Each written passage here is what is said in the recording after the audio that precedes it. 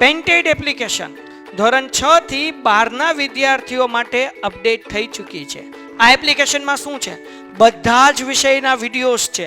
ગુજરાતની best faculty દ્વારા live lectures છે. આઈએમપી પ્રશ્ન છે, ટેસ્ટ સિરીઝ છે અને ગુજરાતના તમામ વિદ્યાર્થીઓ સાથે તમે તમારી કમ્પેરિઝન કરી શકો છો.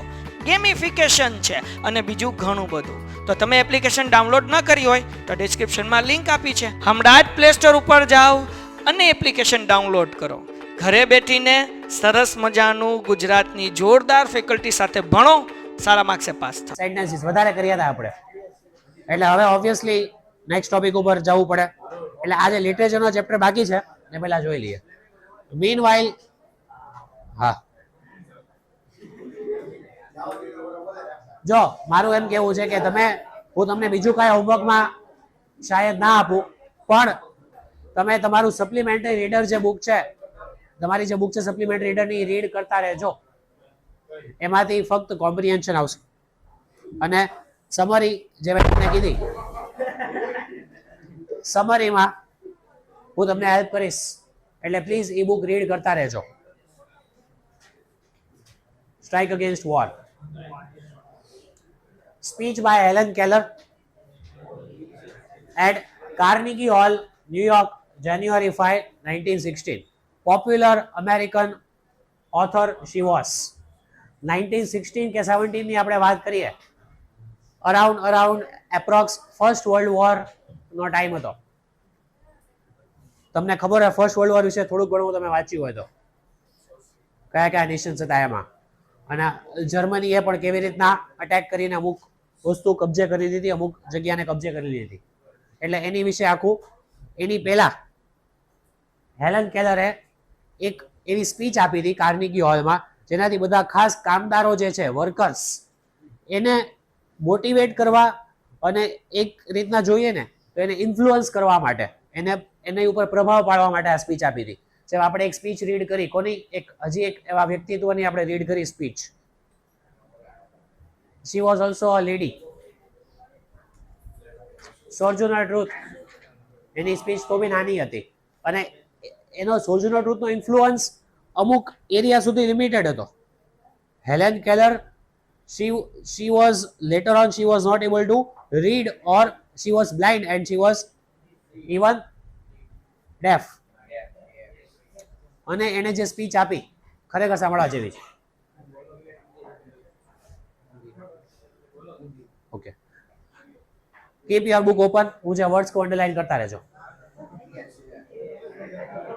અને વચ્ચે કોઈ બોલશે નહીં. This is not a story.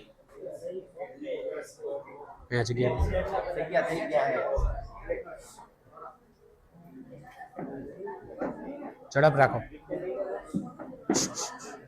ત્યાં ખાલી કઈક આવે કમેન્ટ.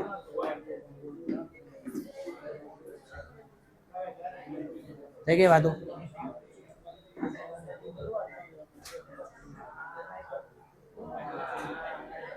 એકદમ સાયલેન્સ નહીં હોય ત્યાં સુધી કન્ટિન્યુ એમ ના થાય, એટલે મારે વચ્ચે કેવું ના પડે કોઈને. Okay, let's start. Speech by Helen Keller, Carnegie Hall, New York.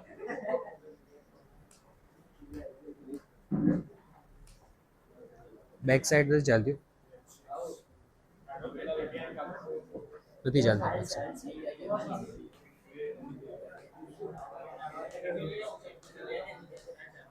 Okay, એક સેકન્ડ. આમાં કેમ અલગ થઈ ગયું?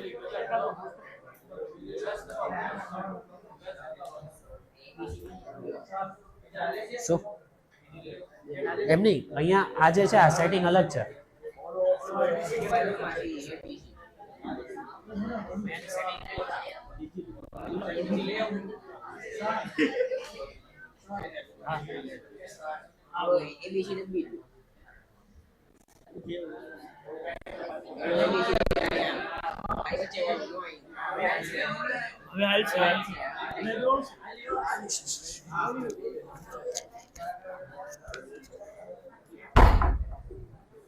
Pay attention here. Carnegie Hall underline યાદ રાખજો. તમે જ્યારે આની શોર્ટ નોટ પૂછાય અથવા તો આની શોર્ટ નોટ લખો ત્યારે કાર્નેગી હોલ મેન્શન કરવાનું આવશે.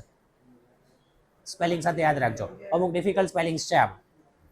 ન્યુયોર્કમાં જાન્યુઆરી 5, 1916 ઇવન્ટ ડેટ યાદ રહી જ જશે આમ તો, કારણ કે એટલી બધી ડેટ્સ કાંઈ તમારા સિલેબસમાં ઇંગ્લિશમાં છે નહીં, યાદ રહી જશે.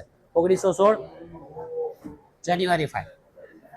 To begin with, Helen Keller says, આના વાક્યો લેન્ધી છે અને ટિપિકલ ઇંગ્લિશમાં લખેલા છે, એટલે કહું છું કે તમે સમજો, શાંતિથી સમજશો તો જ સમજાશે.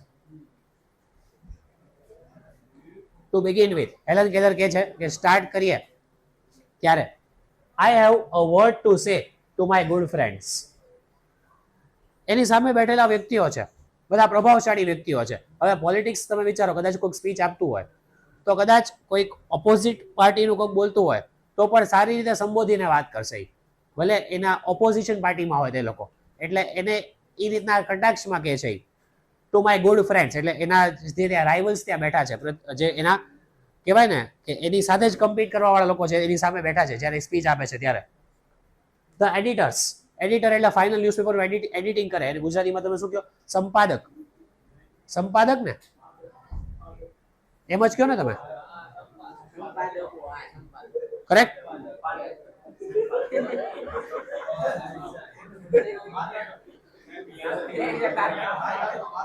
તમે બહાર જતા રહ્યો.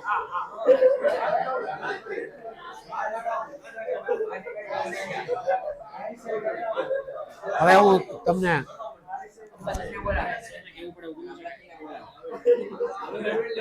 શાંતિ તો રાખો હવે, પણ હું જાઉં છું કે ઓકે. એટલે એડિટર્સને કહે છે, જે લોકો ત્યાં બેઠા છે બધા પ્રભાવશાળી વ્યક્તિઓ છે, એ એમ કહે છે ના ક્યાં બનશે.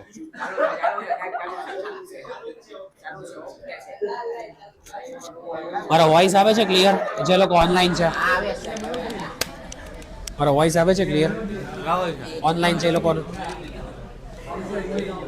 હેલો, સ્ટાર્ટ થઈ ગયું છે માઈક?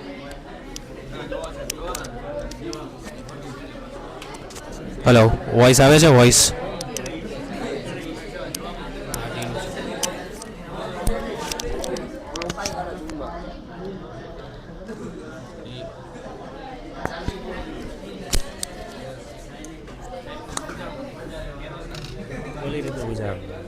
આગળ રાખવાનું ને, હા એ અંદર રાખવાનું.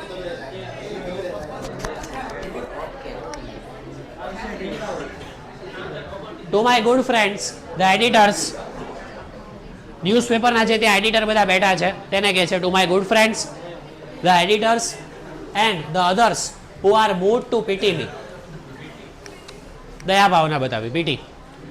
એ એમ કહે છે હેલન કેલર કે જે લોકો મને આવી રીતના દયા ભાવના બતાવે છે, જે લોકો જે એડિટર અહીંયા બેઠા છે, મારા ફ્રેન્ડ્સ છે, અથવા તો બીજા બધા લોકો જેને મારી માટે એવી દયા ભાવના છે, એને મારે કંઈ કહેવું છે, એવું કહે છે. Some people are grieved, sad. Some people are not happy, they are sad. એ લોકો દુઃખી છે બીકોઝ દે ઇમેજિન, કારણ કે તે લોકો એવું ઇમેજિન કરે છે that I am in the hands of unprincipled persons. અમુક લોકો એવું ઇમેજિન કરે છે, જે લોકોને મારી માટે દયા ભાવના છે, એ લોકો એવું ઇમેજિન કરે છે કે હું એવા અનપ્રિન્સિપલ્ડ લોકોના હાથમાં છું, એ લોકોના હાથની કઠપુતલી હોઉં. અનપ્રિન્સિપલ્ડ એટલે જે લોકોના કાંઈ સિદ્ધાંત નથી હોતા, અસિદ્ધાંતવાદી લોકો. અમુક સિદ્ધાંત હોય ને જીવન જીવવાના, સાચું ને ખોટું આપણને ખબર હોય, શું કરવું શું ના કરવું. તો એવા અમુક લોકોને એવો વહેમ છે, હેલન કેલર એવું કહે છે કે હું એવા લોકોના હાથમાં છું જે અનપ્રિન્સિપલ્ડ છે, જેના કાંઈ સિદ્ધાંતો નથી, એવા લોકોના હાથમાં હું છું. Who persuaded me to adopt unpopular causes. હું પરસ્યુએડ એટલે કોઈકને કન્વિન્સ કરવું, એમ કહે છે કે એ લોકો મને કન્વિન્સ કરે છે કે હું એવા અનપોપ્યુલર, જે એવા વિચારો જે પોપ્યુલર નથી, એવા કારણો માટે હું બોલું. And make me the માઉથપીસ of their propaganda. Propaganda is particular topic, particular agenda of that meeting. અને માઉથપીસ, કઠપુતલી, એ લોકોને એવું લાગે છે કે હું એવા લોકો માટે બોલીશ, જે અમુક લોકો ગ્રીવડ છે, અમુક લોકો દુઃખી છે. અને એ લોકો શું કામ દુઃખી છે? કારણ કે એ લોકોને એવું લાગે છે કે હું એવા લોકોના હાથમાં છું, એવા લોકોના કંટ્રોલમાં છું, જે લોકોના કાંઈ સિદ્ધાંતો નથી, જે લોકો મને કન્વિન્સ કરે છે કે હું અનપોપ્યુલર કારણો માટે એ લોકોની કઠપૂતલી બનીને એ લોકોના પ્રોપોગેન્ડા એટલે હું એનો પ્રચાર કરું, જે મિથ્યા પ્રચાર કહેવાય. ખબર છે ને મિથ્યા?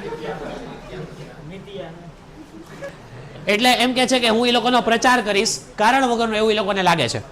અમુક લોકોને એવું લાગે છે. જો આ સેન્ટેન્સ તમે એકવાર વાંચો ને તો ના સમજાય. અમુક ચેપ્ટર આવો હોય, મેં તમને પહેલા બી કીધું હતું, આ ચેપ્ટરમાં વધારે તમારે સિરિયસલી બેઠવું પડે લેક્ચરમાં. તમે કદાચ 3 થી 4 વાર મંકીઝ પો વાંચો તો જાતે સમજાય 70 to 80%. આમાં એવું નહીં થાય. Please pay attention here. Now let it be understood once and for all. હવે એવું કહે છે કે હવે જે લોકો અહીંયા બેઠા છે એક જ વારમાં સમજી લ્યો બધા. ત્યાં એ સ્પીચ આપે છે ને એટલે એવું બોલે છે.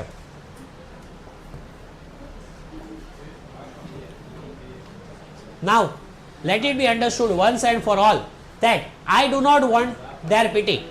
એ લોકોને સમજી લેવાની જરૂર છે કે મને એ લોકોની દયા ભાવનાની જરૂર નથી. શું કામ? કોઈ ડેફ હોય, કોઈ બ્લાઇન્ડ હોય તો એની જરૂર નથી કે તમે એને દયા ભાવના બતાવો. એ લોકો પણ સારું કામ કરતા હોય છે લાઈફમાં. એમ કહે છે કે મારે કોઈની દયા ભાવનાની પીટીની જરૂરત નથી. શું? I would not change places with one of them. એમ કે છે કે જે પબ્લિકમાં જે લોકો બેઠા છે, ઓડિયન્સ બધા વીઆઈપી હશે, કાં તો જે કોઈ ઓપોઝિશન પાર્ટીના હોય, હમણાં એડિટરની વાત થઈ, બધા એવા કહેવાય ને એવા સારા વ્યક્તિત્વ ત્યાં બેઠા છે. એ લોકો કોઈ સાથે એમ કહે છે કે હું કોઈની પ્લેસ એક્સચેન્જ નહીં કરું, એટલે એ લોકો મારી જગ્યાએ આવે, હું એ લોકોની જગ્યાએ જાઉં લાઈફમાં, એવું હું એવું નથી ઈચ્છતી, એવું કહે છે હેલન કેલર. એટલે એની જગ્યાએ જે છે એ ખુશ છે. I know what I am talking about. એને ખબર છે કે એ શું બોલે છે. એ ખાલી હવામાં વાતું નથી કરતા Helen Keller. My sources of information are as good and as reliable as anybody else's. ખબર છે આ લોકોના, જે લોકો કોઈ પણ એવા હોદ્દા ઉપર હોય ને, એ લોકોના અમુક સોર્સિસ હોય, એ લોકોના અમુક એવા વ્યક્તિઓ હોય, અમુક એવી કહેવાય ને કે ઇન્વેસ્ટિગેશન માટે એવા માણસો રાખેલા હોય જે એ લોકોને હિન્ટ કે ટીપ આપી દે. તો હેલન કેલર એમ કહે છે કે મારા જે સોર્સિસ છે, જ્યાંથી મને જાણવા મળે છે બધી વસ્તુઓ આ લોકોના વિશે જે બેઠા છે ત્યાં, કોઈ પણ હોઈ શકે, પછી વીઆઈપી જે લોકો ત્યાં બેઠા છે, એ પછી એડિટર હોય કે પછી કોઈ બી હોય, એ લોકો જે એને દયા ભાવના બતાવે છે, જે લોકો એવું સમજે છે કે એ ખોટા પ્રચારમાં, પ્રોપોગેન્ડામાં કઠપૂતલી બનીને કોઈનો પ્રચાર કરશે, એવા લોકોને હું કહી દઉં છું કે મારા જે સોર્સિસ છે, મને જ્યાંથી બધી તમારી ખબર પડે છે, એ સોર્સિસ છે ને એ સાચા છે અને એ એટલા જ રિલાયેબલ છે, એટલા જ વિશ્વસનીય છે. એના જે સોર્સિસ એને આવીને બધું કહે છે એ બધા ભરોસાપાત્ર છે. I have papers and magazines from England. જો એની પાસે ગયા, આપણે જે ન્યૂઝપેપરની વાત કરીએ, એ મેગેઝિન આવે, ન્યૂઝપેપર મેગેઝિન તો કદાચ 15 દિવસે કે મહિને એકાદ વાર આવે, જેવી રીતના પબ્લિકેશન પબ્લિશ કરે. એની પાસે ન્યૂઝપેપર છે, મેગેઝિન છે. ક્યાંના? ઇંગ્લેન્ડના, France, Germany, Austria. That I can read my self.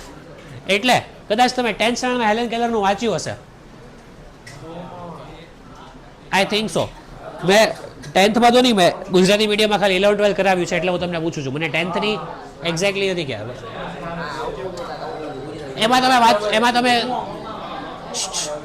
તમે વાંચ્યું હશે that Helen Keller was blind and deaf. અહીંયા એમ કે છે I can read myself. એ વસ્તુ ઓપોઝિટ ના થઈ ગઈ. એટલે તમે કદાચ વાંચજો, તમે સર્ચ કરો, તમને ખ્યાલ આવશે કે પછી આગળ અમુક એવી ટ્રેનિંગ થાય જેના લીધે બ્લાઇન્ડ વ્યક્તિઓ પણ રીડ કરી શકે.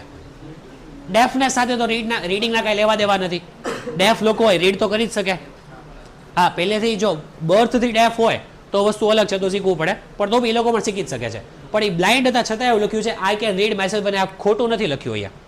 કાંઈક એવી ટેકનિક્સ કે કાંઈક આગળ જતાં એવડું કર્યું છે એમણે. અને એ તો ઠીક છે, અહીંયા જે મેઇન સમજવાનું છે ને, આ તો મેં ચેપ્ટર 12ની વાત કરી કે તમે રિસર્ચ કરજો. આપણે ચેપ્ટરમાં એવું આપ્યું છે England, France, Germany, Austria, Australia, ત્યાં શાયદ ઇંગ્લિશ લેંગ્વેજનું વધારે ચલન છે.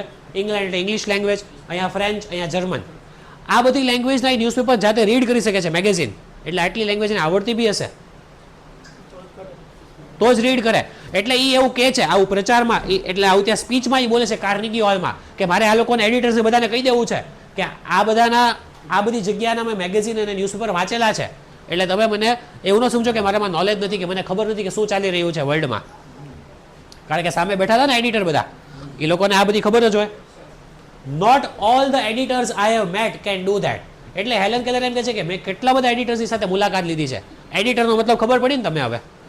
એમાં નામ લખેલું હોય તમને ગુજરાત સમાચારનું બી જો એડિટરનું નામ લખેલું હોય ત્યાં ફાઇનલ એડિટિંગ, ફાઇનલ જે ન્યૂઝપેપર પ્રિન્ટમાં જાય અને કદાચ તમે બીજા દિવસે ભૂલ તમે શોધી શકો, એમાં ગ્રામેટિકલ એરર પણ હોઈ શકે, તો એ ભૂલ એડિટર ઉપર આવે.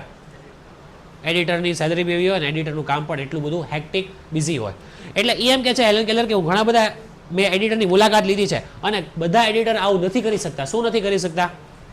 આટલા બધા લેંગ્વેજમાં ન્યૂઝપેપર કે મેગેઝિન રીડ કરવા તે નથી કરી શકતા. બધા એડિટરનું કામ નથી. હેલન કેલર કરી શકે છે. Quite a number of them have to take their French and German second hand. અહીંયા સેકન્ડ હેન્ડ એટલે કોઈ વસ્તુ આપણે ખરીદીએ સેકન્ડ હેન્ડ એની વાત નથી. અહીંયા છે ટ્રાન્સલેટર. અમુક લોકો, અમુક એડિટર એવા છે જે ફ્રેન્ચ અને જર્મન લેંગ્વેજ એને નથી આવડતી તો ફ્રાન્સ અને જર્મનીના ન્યૂઝપેપર નહીં વાંચી શકે, પણ એ લોકો સેકન્ડ હેન્ડ ટ્રાન્સલેટરનો યુઝ કરે છે કોઈ વ્યક્તિનો. એને પણ પછી સેલરી ઉપર રાખવું પડે. હોય જ ને, પ્રાઇમ મિનિસ્ટર સાથે હોય કોઈક ને કોઈક. જોજો તમે, દેખાય નહીં, વિઝિબલ ના હોય, પણ પ્રાઇમ મિનિસ્ટર જ્યાં જતા હોય કોઈ પણ દેશમાં લેંગ્વેજ ના આવડતી હોય બધે, તો ટ્રાન્સલેટર સાથે હોય. Very high package of the translator also. એમ કહે છે કે અમુક એડિટર ફ્રેન્ચ અને જર્મન લેંગ્વેજના સેકન્ડ હેન્ડ માણસો રાખે છે. શું કામ? કારણ કે બધા એ લોકો નથી કરી શકતા. No, I will not depreciate the editors. Depreciate એટલે નીચું બતાવું, એ લોકોની વેલ્યુ ઓછી કરી દેવી. અમુક વ્હીકલ્સ હોય ને, વ્હીકલ્સ એનું તમે ઇન્સ્યોરન્સ કરો ને, તો પહેલા વર્ષે તમે સપોઝ ઇન્સ્યોરન્સના 15,000 થયા હોય કે 25,000 થયા કોઈ ગાડીના, બીજા વર્ષે એનું ઇન્સ્યોરન્સ ઓછું થાય કારણ કે ગાડીની વેલ્યુ ઘટી જાય. એક વર્ષ ઘસારો લાગ્યો હોય એને કહેવાય ડેપ્રિસિએશન. ડેપ્રિસિએશન કોમર્સ વર્ડ જ છે પણ ઇંગ્લિશ મીડિયમમાં આવે, બરોબર ને? ડેપ્રિસિએશન વર્ડ આવેલો હશે. તો એ એમ કહે છે કે હું એ લોકોની વેલ્યુ ડિક્રીઝ કરવા નથી માગતી એડિટર્સની. એડિટર્સ રીડ નથી કરી શકતા તો એમાં એ લોકોનો વાંક નથી. થોડી બધા એડિટર્સને બધી લેંગ્વેજ આવડે એવું જરૂરી છે.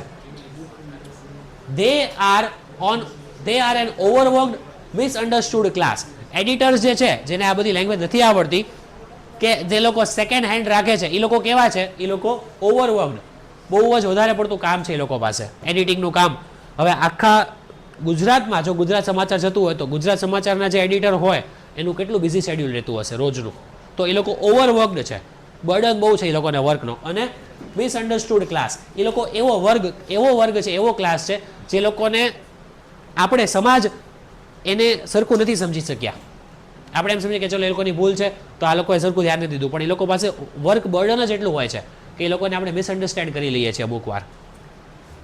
એટલે હેલન કેલર એમ કહે છે કે એ લોકોનો વાંક નથી જો ફ્રેન્ચ અને જર્મન એ લોકોને ના આવડતું હોય તો. હેલન કેલરને આવડે છે, જરૂર નથી બધાને આવડતું. લેટ ધેમ રિમેમ્બર ધો. હવે એ લોકો, હેલન કેલર એમ કહે છે કે જો એ લોકોને યાદ રાખવા દો, જે એડિટર છે, જે બીજા બધા ત્યાં લોકો બેઠા છે, કોઈ બી ઓપોઝિશન પાર્ટીના હોય, એ લોકોએ યાદ રાખવાનું છે that if I cannot see the fire at the end of their cigarettes, neither, એક મુહાવરો કહાવત આપી છે, neither can they thread a needle in the dark. જો અહીંયાથી લઈને બહુ જ મસ્ત સેન્ટેન્સ કીધો છે હેલન કેલરે. એ લોકોને યાદ રાખવાનું છે.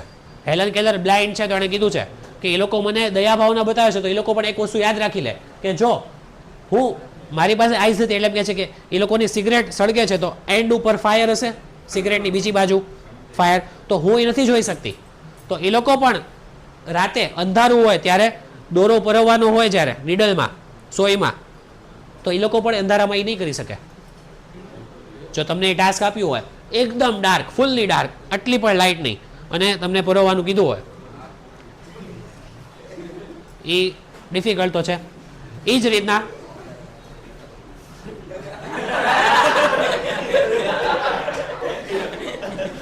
જે કરવાનું છે એ કરો, દોરા ભરવાની વાતો કરો, પછી એ જ કરવું પડશે એવું કરીએ.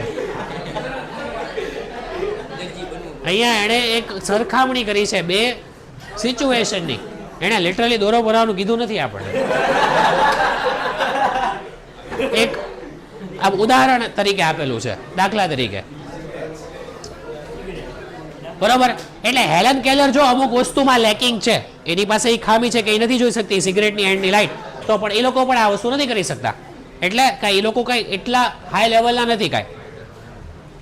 ઓલ આઈ આસ્ક જેન્ટલમેન, સજ્જનો, જેન્ટલમેન, કહે છે ને મેરે પ્યારે ભાઈઓ બહેનો જે કહે છે.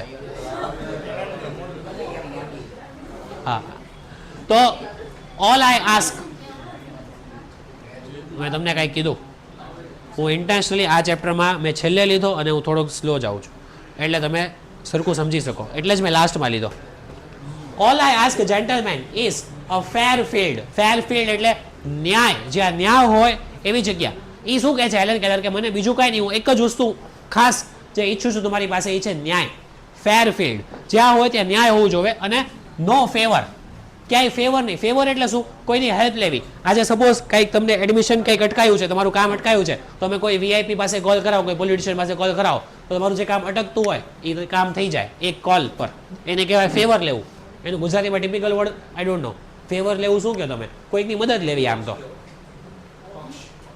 પક્ષ નહીં, ધેટ ઇઝ સાઈડ. સહાય, મદદ.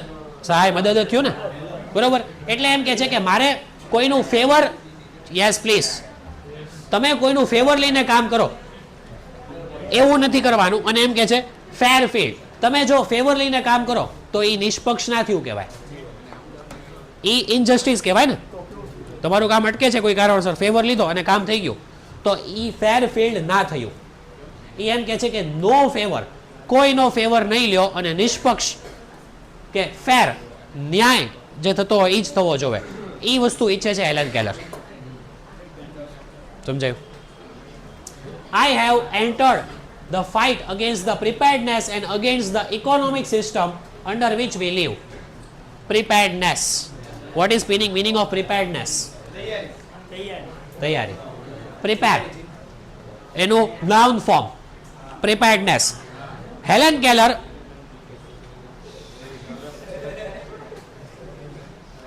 મારે સરને આજે એન્ડમાં વાત કરવી પડશે.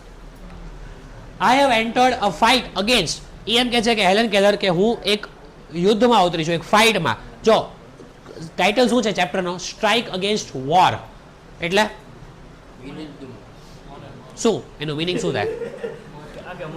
યુદ્ધની વિરુદ્ધની હડતાલ. યુદ્ધની વિરુદ્ધની હડતાલ. યુદ્ધ ના થાય એની માટે હડતાલ કરવી. ગાંધીજી પણ એક રીતનું એ જ કરતા, નોન વાયોલન્સ, કે વાયોલન્સ ના થાય એની માટે સત્યાગ્રહ કર્યા, હડતાલ, કેટલી બધી વાત. એટલે યુદ્ધની વિરુદ્ધની હડતાલ. એટલે હેલન કેલર અહીંયા એવું કહે છે કે હું એવા યુદ્ધમાં, એવા ફાઇટમાં ઉતરી છું જે પ્રિપેર્ડનેસ, જે તૈયારી થઈ રહી છે યુદ્ધની. કારણ કે આ ફર્સ્ટ વર્લ્ડ વોરની તૈયારી હતી ત્યારે આ સ્પીચ આપી હતી ત્યારે. And against the economic system. Economic system એટલે financial system of any country. એને આર્થિક વ્યવસ્થા કહી શકો તમે ગુજરાતીમાં. આર્થિક વ્યવસ્થા અંડર વિચ વી લીવ, જ્યાં આપણે એ ક્યાં રહે છે. આ સ્પીચ ક્યાં આપેલી છે? ઇન્ડિયામાં. અમેરિકા ને? કે ન્યુયોર્ક અલગ થયું? ન્યુયોર્ક અને અમેરિકા અલગ થયું ને? શું? હા,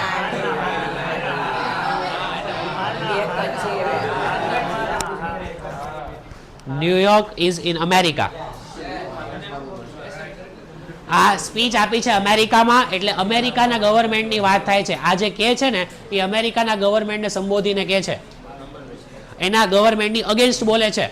સમજો તમે, ઇન્ડિયાની વાત નથી. હા, હું વચ્ચે વચ્ચે એક્ઝામ્પલ લઈશ જે પ્રચાર કરતા હોય અમુક પોલિટિશિયન્સ. સમજાયું? પ્લીઝ. જોર્જ બુશનું હાલો આપણે હમણાં લઈએ. હેલન કેલર શેની અગેન્સ્ટ છે બોલો? હવે શું કહે છે હેલન કેલર? શેના વિરુદ્ધમાં એ ફાઇટમાં છે બોલો? કોઈ એક વ્યક્તિ બોલો. એ બરોબર. આમાં શું કીધું છે? યુદ્ધની તૈયારીના વિરુદ્ધમાં છે. પ્રિપેર્ડનેસ એટલે યુદ્ધની તૈયારી જે થઈ રહી છે અગેન્સ્ટ ધ ઇકોનોમિક સિસ્ટમ, અને જે આર્થિક વ્યવસ્થાની નીચે આપણે, એની જે હેઠળ આપણે જે રહીએ છીએ એની વિરુદ્ધમાં હું છું, એની ફાઇટમાં હું ઉતરી છું. It is to be a fight to the finish. મેં ચાલુ કરી છે આ ફાઇટ એટલે હું ખતમ કરીશ. I will finish this and I ask no quarter. Quarter એટલે 1/4. એટલે મને આ ફાઇટમાં કાંઈ અડધી કે અડધી અધૂરી જીત નથી જોતી. મને કોઈનો ફેવર બી નથી જોતો. મને જીત જોવે છે તો પૂરેપૂરી જીત જોવે છે. આમાં full victory in this fight. No quarter, no 1/4. all the machinery of the system has been set in motion. જુઓ, all the machinery of the system એટલે આ વાત થાય છે પ્રિપેર્ડનેસની. આની સાથે લાગતો વર્ડ છે. યુદ્ધની તૈયારી થઈ ગઈ એટલે બધી મશીનરી એક્ટિવ થઈ ગઈ છે, તૈયાર છે, બરોબર. Set has been set in motion એટલે તૈયાર છે એટેક કરવા માટે. એટલે એમાં પછી સોલ્જર્સ બી આવી ગયા, બધું સેટ છે. વોરની તૈયારી ઓલરેડી પ્રિપેર્ડનેસ થઈ ગઈ છે. About motion means to keep moving, to move, that is motion. એનું ઓપોઝિટ છે stationary, not to not move. Activate થવાની તૈયારીમાં. About the complaint and the den of the protest. જો બે વસ્તુ કીધી છે. એક વસ્તુ છે કમ્પ્લેન્ટ, એ તો તમને ખબર જ છે. About the complaint and den of the protest. Den of the protest એટલે જે કોઈ વ્યક્તિઓનો અવાજ છે, પ્રોટેસ્ટ, જે કોઈ અવાજ ઘોંઘાટ છે, જે વ્યક્તિઓનો, જે લોકો પ્રોટેસ્ટ કરે છે, વિરુદ્ધમાં બોલે છે, જેમ હમણાં આપણે વાત કરી, હડતાલ કરે છે, એ લોકોનો જે ઘોંઘાટ છે અને કમ્પ્લેન્ટ છે ફ્રોમ ધ વર્કર્સ, કામદારો. ખાસ અહીંયા જે હેલન કેલર જે વાત કરે છે ને, એ મેઇન એનો જે થીમ છે ને એ કામદારોને, વર્કર્સને કહે છે. કેવા એ લોકોને બહેકાવીને પોલિટિશિયન્સ અલગ ડાયરેક્શનમાં લઈ જાય છે અને પોતાના ફાયદા માટે એ લોકોનો યુઝ કરે છે, કન્ટ્રીના ફાયદા માટે નહીં. ખાસ એનો બેઝ આ જ છે આખી સ્પીચનો. ઓકે, એટલે જે કામદારો છે ત્યાંના એને ઇન્સ્પાયર કરે છે ને એક રીતના તમે જુઓ ને તો ઉકસાવે પણ છે. હા, જેમ સોજુનર ટ્રુથે એક રીતના ઉકસાવ્યું બી એની સ્પીચથી. ઓલાના આપણે ઇન્ફ્લુઅન્સમાં આવી ગઈ હતી નહીં, એક જે વર્ડ હતો એમાં. હા, બરોબર, યસ, હા છે ત્યાં. From the workers is hard the voice of authority. એટલે વર્કર્સનો જે ઘોંઘાટ છે, એ લોકોની જે કમ્પ્લેન્ટ છે, એની ઉપર કોનો અવાજ સંભળાય છે? ઓથોરિટીનો, પોલિટિશિયન્સનો, કે જે સત્તામાં જે પાર્ટી છે એનો અવાજ. એટલે આ લોકોનો અવાજ નીચે દબાઈ જાય છે. એવું જ થાય છે. કમ્પેર કરો આપણી ઇકોનોમિક કે આપણી ગવર્મેન્ટ સાથે. ફ્રેન્ડ્સ, ત્યાંના લોકો જે બેઠા છે, વાક્ય કહી દીધું, friends. It says fellow workmen. આ જે સ્પીચ જે છે ને એમાં આવું લોકો બોલે છે. વોઇસ ઓફ ઓથોરિટી, જો ઓથોરિટી જ્યારે બોલવા આવે છે માઇક ઉપર, જે સત્તામાં છે ઓથોરિટી, એ આવું બોલે છે. માય ફેલો વર્કમેન એટલે કામદારોને પોતાના ગણાવે છે. Patriots, your country is in danger, આવું કહીને એ લોકો સ્ટાર્ટ કરે છે સ્પીચ. પછી એમ કહે છે, there are foes on all sides of us, enemies, દુશ્મનો છે. આવી રીતના કહીને જો આ લોકો જે ઓથોરિટી જે સત્તામાં છે ને એ લોકો શું કરે? કામદારોના હક છીનવા માટે, કારણ કે એ લોકો છે ને પ્રોટેસ્ટ કરે. શું કામ? મે બી એ લોકોને પૂરું વળતર નથી મળતું, વેતન જે મળવું જોઈએ, એટલે એ લોકો પોતાનો અવાજ ઉઠાવવાના છે. એ અવાજ દબાવવા માટે કન્ટ્રીને, દેશને આગળ કરી દે કે દેશ ખતરામાં છે, તમે લોકો વળતરની વાત કરો છો તમારા. એવી રીતના કઈ લોકોનો અવાજ દબાવે. જો હું તમને ખાલી મેં તમને અત્યારે જિસ્ટ કીધું, આગળ વાંચવાનું વાત છે આપણે. કોઈ ઓથોરિટી બોલે છે ને એવું વિચારો, કોઈ ત્યાંનો મિનિસ્ટર કોઈ બોલે છે માઇકમાં, એવું વિચારો. There are enemies on all sides of us. There is nothing between us and our enemies except Pacific and Atlantic Ocean. આપણે પ્રશાંત મહાસાગરની વાત થતી હોય છે, પ્રશાંત મહાસાગર, અને બીજું કયું? એટલાન્ટિક. એને તમે શું કહો ગુજરાતીમાં? એટલાન્ટિક જ કયો.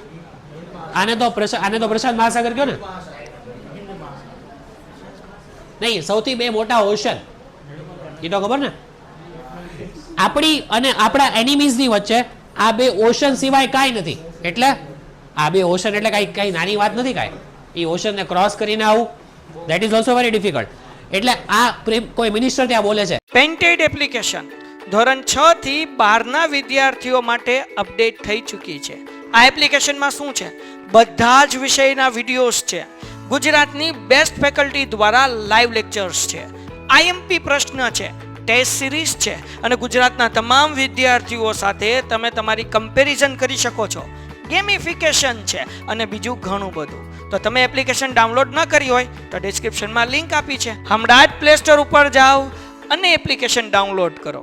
ઘરે બેઠીને સરસ મજાનું ગુજરાતની જોરદાર ફેકલ્ટી સાથે ભણો, સારા માર્ક્સે પાસ થાઓ. ત્યાં કામદારોને છે ને ઇન્ફ્લુઅન્સ, એને પ્રભાવ પાડવા માટે એવું કહે છે કે આપણી અને આપણા એનિમીઝ વચ્ચે હવે આ બે પેસિફિક અને એટલાન્ટિક ઓશન સિવાય કાંઈ નથી. એટલે ગમે ત્યારે અહીંયા સુધી આવી જશે.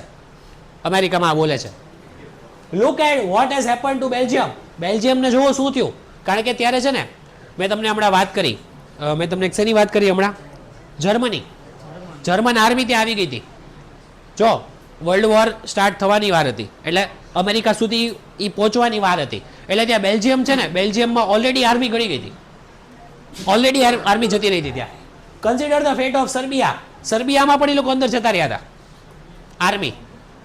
આ બે કન્ટ્રીમાં જોવો કેટલો અસર થઈ ગયો છે. અમેરિકામાં ઊભા કોઈ મિનિસ્ટર આવું બોલે છે કે તમે બેલ્જિયમની જુઓ શું હાલત થઈ, સર્બિયાની જુઓ શું હાલત થઈ. હવે આપણે અત્યારે જો પાણી પેલા પાડ નહીં બાંધીએ તો આપણું બી જ થશે. Will you murmur about low wages when your country, your very liberties are in danger? આવો સવાલ પૂછે છે જેનો જવાબ તમે ના જ આપવાના છો. એવું કહે છે એ સત્તા ઉપર જે વ્યક્તિ છે એ આવીને એવું બોલે છે કે તમે મરમર એટલે તમે એવી વસ્તુમાં કમ્પ્લેન કરશો, અંદર બોલ્યા કરશો, જ્યારે તમે કમ્પ્લેન શેની કરો છો કે તમને લો વેજીસ મળે છે, તમને વળતર, તમને વેતન પૂરું નથી મળતું, પૈસા જે મળે, જે રોજનું જે દનિયું મળતું હોય, બરોબર, તો તમને જે વળતર ઓછું મળે છે તમે એની માટે આમ અંદર ને અંદર તમે કમ્પ્લેન કર્યા રાખશો, જ્યારે તમારી ખુદની કન્ટ્રી, તમારી લિબર્ટી એટલે તમારી ફ્રીડમ એ જ ખતરામાં છે, ત્યારે તમે તમારું વળતરની તમે ચિંતા કરશો, ત્યારે તમે તમારા વળતરની ચિંતા કરશો કે પહેલા તમે કન્ટ્રીની ચિંતા કરશો કે તમારું ફ્રીડમ છીનવાઈ જવાની છે એની ચિંતા કરશો? તો ઓબ્વિયસલી શું કહેવાના બધા કામદારો? ફ્રીડમની. એ છીનવાઈ જાય તો આપણને ખબર છે બ્રિટિશ આવ્યા હતા ત્યારે આપણે રીડ કર્યું શું થયું હતું ઇન્ડિયામાં. ફ્રીડમથી ઉપર વેજીસ તો છે નહીં, વળતર નથી. એટલે આવું કહીને આ જે પોલિટિશિયન્સ જે છે એ લોકો અવાજ દબાવે છે. આ બોલે છે હેલન કેલર. હેલન કેલર એવું કહે છે કે કોઈ પ્રભાવશાળી વ્યક્તિ આવીને આવું બોલે એને કામદારોનો અવાજ કે વર્કર્સનો વોઇસ છે એ ઓથોરિટી નીચે દબાઈ જાય. પણ આ લોકો ખોટા છે, fake. What are the મિઝરીઝ you endure compared to the humiliation of having a victorious German army sail on the up the East River? ત્યાં ઈસ્ટ રિવર બહુ એક મોટી રિવર છે. હવે એમ કે છે કોઈ સત્તાવાળો વ્યક્તિ આગળ આવું બોલશે કે તમારી મિઝરીસ એટલે તમારા દુઃખ, તમારી જે દુઃખ, તમારી વેદના છે એ શું છે, એ તમે એન્ડ્યોર એટલે તમે સહન કરો છો, એના કમ્પેરિઝનમાં જો તમને હ્યુમિલિએશન, તમારી ઇન્સલ્ટ થાય અને જર્મન આર્મી જે ઓલરેડી વિક્ટોરિયસ છે, બેલ્જિયમ અને સર્બિયામાં ઓલરેડી અંદર ગરી ગઈ છે આર્મી, એ અહીંયા આવી જાય અને ઈસ્ટ રિવર ઉપર કબજો કરી લે, એટલે આપણે કન્ટ્રીમાં આવી જાય અને એ આર્મી અંદર આવીને આપણે આપણી ફ્રીડમ પણ છીનવી લે, તો એના કમ્પેરિઝનમાં તમારા દુઃખ દર્દ સહન કરવા શું છે? કાંઈ નથી. આ આટલા મોટા સેન્ટેન્સ તમે સમજાય છે આ sentence? I M trying to make it as easy as possible. એટલે આ બે વસ્તુનું કમ્પેર કરો તો તમને એની સામે આ વેજીસ તો કાંઈ બતાવવાના જ નથી, એ દુઃખ તો કાંઈ નથી બતાવવાનું કામદારોને. પહેલાં એમ જ કહેશે હાલો વેજીસ સાઈડમાં રાખો, પહેલાં કન્ટ્રીને બચાવો, એવું જ કહેશે. પણ એકચ્યુઅલી આ ખાલી એક ફેક ઇન્ફ્લુઅન્સ છે. હેલન કેલર એવું કહે છે કે આવું કહીને બધા લોકો, ત્યાંના જે મિનિસ્ટર્સ કે ત્યાંના જે સત્તા ઉપર બેઠેલા વ્યક્તિઓ છે, વર્કમેન સાથે ઇનજસ્ટિસ કરે છે કન્ટ્રીનું નામ આગળ રાખીને. હવે તમે વિચારો અહીંયા પણ થાય છે એવું, ઘણી વાર એવું થાય. ક્વિટ યોર ગ્રમ્બલિંગ એટલે પછી જે વ્યક્તિ બોલે છે, અત્યારે હેલન કેલર બોલે છે પણ એ ઉદાહરણ આપે છે કોઈ વ્યક્તિ જે સત્તા ઉપર છે, એ એવું કહેશે પછી કે તમારું ગ્રમ્બલિંગ એટલે તમે જે કમ્પ્લેન કરો છો એ સ્ટોપ કરી દો. તમારા વેજીસ માટે, દુનિયા માટે, તમે જે વળતર માટે તમે કમ્પ્લેન કરો છો એ ગ્રમ્બલિંગ, એ કમ્પ્લેનિંગ સ્ટોપ કરી દો. Get busy and prepare to defend your firesides and your flags. તમારી ફાયર સાઇટ્સ, તમારી કન્ટ્રીની ચારે બાજુ અને તમારું ફ્લેગ એટલે આપણી કન્ટ્રીની રિસ્પેક્ટ, એની ડિગ્નિટી પ્રોટેક્ટ કરવા માટે રેડી થઈ જાઓ અને તમારી આવી નાની નાની વસ્તુ, લો વેજીસ, વળતર નથી મળતું, એ બધું સાઈડમાં મૂકી દો અત્યારે. આમ કહીને એ વસ્તુ ટાળી દીધી. Got it? એટલે કઈ રીતના કયા ડાયરેક્શનમાં લઈ જાય જો, ખાલી એ લોકોએ ગવર્મેન્ટ ઉપર પ્રેશર ના આવે એટલે વળતર આપવું ના પડે એટલું. ગવર્મેન્ટનો વાક આ તો ખોટું છે ને. Get an army. જો હવે પછી એવી સ્પીચ, એવી ઇન્સ્પિરેશનલ સ્પીચ આપે ને કે ઓલા જે વર્કમેન છે ને બધા કામદારો, એ તો લિટરલી ભૂલી જ જાય કે અમે કામદારો, અમે મજૂરો છીએ અને અમે દુનિયા ઉપર રોજનું રોજ ખાઈએ અને મેળવીએ છીએ, એ તો ભૂલી જ જાય અને એમ સમજી લે કે અમે સોલ્જર્સ છીએ. એટલું બધું ઇન્સ્પિરેશન ભરી નાખે લોકોનામાં. જો get an army, get a navy. આર્મીમાં જાઓ, તમે નેવીમાં જાઓ, બરોબર, એરફોર્સમાં જાઓ. Be ready to meet the invaders. Invaders એટલે અટેકર્સ, જે આપણી ઉપર અટેક કરવાના છે. અત્યારે તમે જર્મની સમજી લો, જર્મનના લોકો. ઇન્વેડર્સ એટલે people who attack on us. Britishers હતા એ આપણા ઇન્વેડર્સ હતા, એ લોકો લિટરલી એટેક કર્યું, ઇન્ડિયા ઉપર કબજો કર્યો. તો તમે રેડી થઈ જાઓ, તમે આર્મીમાં જાઓ, નેવીમાં જાઓ, તમે ઇન્વેડર્સને મળવા માટે રેડી થઈ જાઓ, ટકરાવવા માટે રેડી થઈ જાઓ. Like the loyal hearted free men you are, કે તમે તમારા કન્ટ્રી માટે લોયલ છો, ઓનેસ્ટ છો, પ્રામાણિક છો, અને ફ્રી મેન, તમે તમારા કન્ટ્રી માટે જ વિચારો છો ખાલી, અને તમે ફ્રી છો કન્ટ્રીનું વિચારવા માટે. એની જેમ એવું વિચારો અને જાઓ નેવીમાં, કાં તો જાઓ તમે આર્મીમાં જોડાઈ જાઓ, કન્ટ્રીનો ફ્લેગ બચાવો, એની આબરૂ બચાવો. તો આમાં એ લોકોનું જે ડીન છે, ડીન એ લોકોનો ઘોંઘાટ છે, પ્રોટેસ્ટ, હમણાં જે વાત આવી હતી ડીન ઓફ ધ પ્રોટેસ્ટ, એ તો નીચે દબાઈ ગયું. આમાં આટલી મોટી વસ્તુ સામે મૂકી દીધી, તો આ વસ્તુ ક્યાંય પછી બતાય? લો વેજીસ. પછી એ લોકો ગ્રમ્બલિંગ કમ્પ્લેન કરશે? નહીં કરે. હેલન કેલર આ સમજાવે છે કે જોવો આ સત્તામાં જે વ્યક્તિ છે ને એ લોકો આવું કરે છે. Will the workers walk into this trap, આ જાળમાં શું વર્કર્સ પાછા ફસાઈ જશે? હવે હેલન કેલર પોતાની રીતના બોલે છે. અત્યાર સુધી હેલન કેલર બોલતા હતા કે કોઈ સત્તાવાળી વ્યક્તિ, કોઈ પોલિટિશિયન આવીને આવું બોલે વર્કર્સને. હવે હેલન કેલર ઓડિયન્સને પૂછે છે કે શું આવું બધું સાંભળીને, ઉપર જે આપણે વાંચ્યું એ બધું સાંભળીને કામદારો ઝાડમાં ફસાઈ જશે? હવે ફસાશે એ લોકો આટલું થયા પછી? વિલ ધે બી ફૂલ્ડ અગેન, પાછા એ લોકોને રમાડવામાં આવશે. ફૂલ, એ લોકોને કોઈક કહેવાય ને બીજા માર્ગે દોરવામાં આવશે. તો શું એ લોકો બની જશે? એ લોકો ફૂલ, એ લોકોને રમાડી શકશે હવે આ પોલિટિશિયન્સ છે તે લોકો? નહીં. પણ એ ખાલી સવાલ પૂછે છે. બધા વર્કમેન શાયદ સાચા માર્ગે ના પડે, હજી અમુક વર્કમેન એ ટ્રેપમાં ફસાઈ પણ જાય, કારણ કે લોકોની સ્પીચ જ એવી હોય, કન્વિન્સિંગ હોય. આઈ એમ અફ્રેડ સો, હેલન કેલર કહે છે કે હજી મને ડર છે કે હજી બધા વર્કમેન આમાંથી બહાર નહીં આવી શકે, અમુક વર્કમેન આ વસ્તુમાં ફસાઈ જ જશે. The people have always been amenable to oratory of this sort. Amenable એટલે કન્વિન્સ થઈ જાય, એ ઇન્ફ્લુઅન્સમાં આવી જાય. અને અમુકની બુકમાં બીજો વર્ડ હશે એમનેબલ કરતા, છે બીજો વર્ડ છે કોઈ? નહીં, એક જ છે. ઓકે, અપડેટ થઈ ગયું છે. અમુકમાં છે ને ઓલ્ડ બુકમાં વર્ડ સસેપ્ટેબલ, એનો મિનિંગ એ જ થાય. Amenable to the oratory of this sort. What is the meaning of oratory? Speech. Orator હતું ને આપણે આમાં જ હતું, સોજનર ટ્રુથમાં જ વર્ડ હતો ઓરેટર, આઈ થિંક. એટલે આ વર્ડ તમે આ ચેપ્ટરની શોર્ટ નોટ લખો તો અમુક સર્કલ કરેલા વર્ડ છે ને, જેટલા થાય એ બધા લખવાના. માણસો, હેલન કેલર એમ કહે છે, પ્લીઝ, હેલન કેલર એમ કહે છે કે માણસો, કામદારો, ખાસ કરીને પીપલ એટલે કામદારો, આ પ્રકારની સ્પીચ માટે, આ પ્રકારની ઓરેટરી માટે તરત કન્વિન્સ થઈ જાય છે. એ લોકોને હેબિટ છે. એટલે જેમ આજે ગમે એટલું કહો તમે, જો એક્ઝામ્પલ આપું છું, અનલિસ્ટેડ છે ને ભાઈ વિડીયો, તો કોઈ પણ આજે તમે રાહુલ ગાંધીનું એક્ઝામ્પલ લ્યો કે નરેન્દ્ર મોદીનું એક્ઝામ્પલ લ્યો, એ લોકો સ્પીચ આપે, ગમે એટલું કન્વિન્સ કરે, પોઝિટિવ નેગેટિવ સાઈડ બધાના હોવાના, તો પણ અમુક વસ્તુ એ લોકો બોલે ને, તો એ વખતે જ્યારે આપણે સાંભળીએ ત્યારે અમુક વસ્તુ તો આપણે બિલીવ કરી જ લઈએ. પછી ભલે પાછળથી આપણે ફાઇન્ડ કરીએ કે આ સાચું છે ખોટું છે, પણ એ લોકોની એટલી પ્રભાવશાળી સ્પીચ હોય બોલે ત્યારે કે અમુક વસ્તુમાં તો આપણે એમ જ થાય કે ના સાચું જ બોલે છે, હકીકત જ બોલે છે, એવું થાય. કદાચ સાંભળ્યું હોય તો તમે કોઈ પણ, અમે બે એક્ઝામ્પલ આપ્યા બે મેઇન લોકોના, પણ તમે કોઈ પણની સ્પીચ સાંભળ્યો, સીએમની સાંભળી હોય તો બી કે એ સાચું જ બોલે છે, એટલે એને કહેવાય એમનેબલ, કે તમે એ ઝાડમાં, તમે એ પ્રભાવમાં આવી જ જાઓ અને બધું ખોટું ના બી હોય. The workers know they have no enemies except their masters. જો આ સેન્ટેન્સ તમે સમજો ને તો આમાં ચેપ્ટરનો એક જિસ્ટ, ચેપ્ટરનો બેઝ આમાં છુપાયેલો છે આ સેન્ટેન્સમાં, એટલે પ્લીઝ અંડરલાઈન કરજો અને બોલો. તમે મને કહો આનો શું મતલબ છે, મારે જાણવું છે. જો તમારા લોકોમાંથી કોઈને સમજાયું હોય તો ના નહીં પાડતા પહેલાં ટ્રાન્સ નહીં. ચલો, જો તમને અડધું કદાચ સમજાયું હશે. માસ્ટર એટલે આપણે અહીંયા કહીએ ઇન્ડિયામાં એટલે માલિક, આમ માલિક થાય એનો ડાયરેક્ટ સિનોનિમ. બટ અહીંયા આપણે કહીએ કે દેશના માલિક કોણ? સૌથી ઉપર હાયરાર્કીમાં કોણ આવે?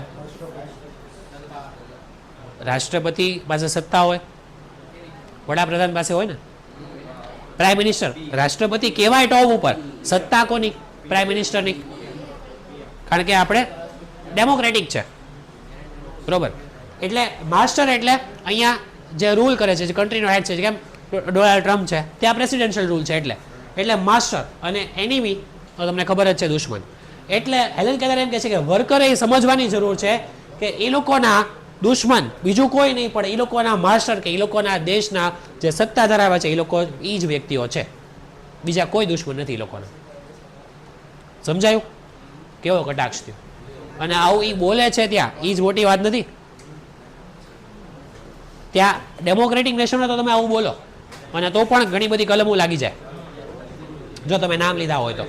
ખબર છે ને કે નહીં?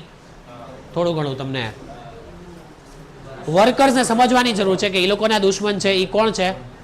ખુદ કન્ટ્રીના માલિકો, ત્યાંના સત્તા ધરાવતા વ્યક્તિઓ, બીજું કોઈ દુશ્મન નથી. કારણ કે એ લોકો જ સ્પીચ આપીને બોલીને એ લોકોને ગેરમાર્ગે દોરવે છે. પેન્ટેડ એપ્લિકેશન ધોરણ 6 થી 12ના વિદ્યાર્થીઓ માટે અપડેટ થઈ ચૂકી છે. આ એપ્લિકેશનમાં શું છે? બધા જ વિષયના વિડીયોઝ છે.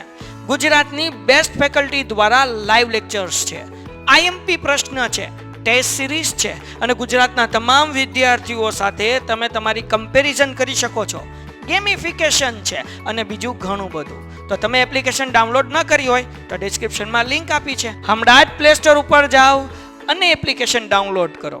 ઘરે બેઠીને સરસ મજાનું ગુજરાતની જોરદાર ફેકલ્ટી સાથે ભણો, સારા માર્ક્સે પાસ થાઓ.